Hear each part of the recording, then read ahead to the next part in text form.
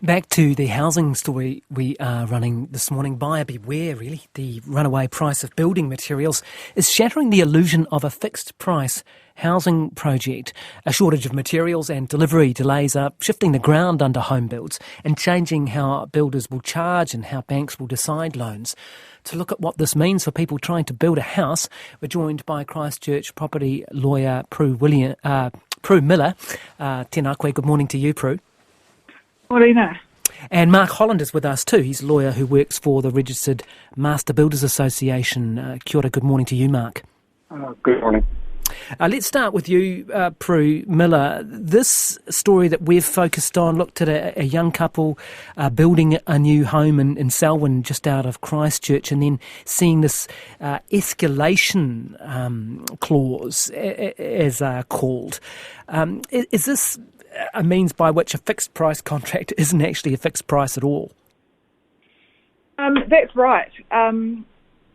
There are a number of different types of residential building contracts that are in use in New Zealand, and the Master Build contract is probably the most common. This escalation clause provides that if there are increased costs, that they're called adjustments under the contract, and as part of the contract price, you pay that what is probably people think is the fixed price, but it's subject to these adjustments, and yes, cost escalation is one of them. And has this always been the case?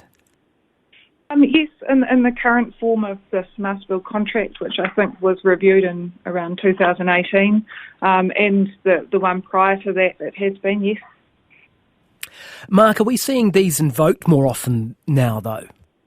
I think, if I can go back actually to one of Prue's points from the article, and I think it's quite important, is that these have essentially always been part of these contracts. And as Prue has said in the article, she has told banks that, fixed price has generally always included cost escalation. And I think the difference now is that rather than there being invoked more, is that the outcome is greater rather than they've been invoked more.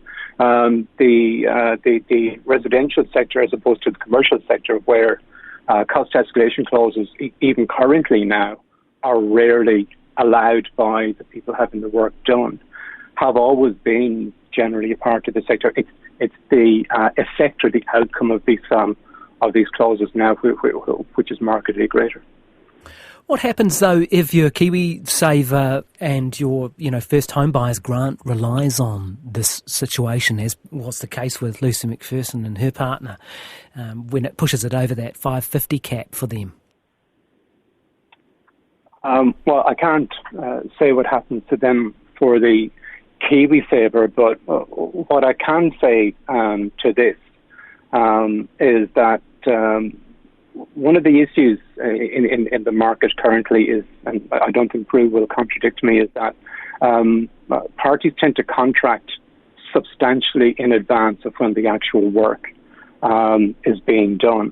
And I think that those long lead times, in addition to the current situation, lead to greater cost escalation causes. I think that if persons want cost escalation clauses not to be included in the contracts, those need to be agreed in advance.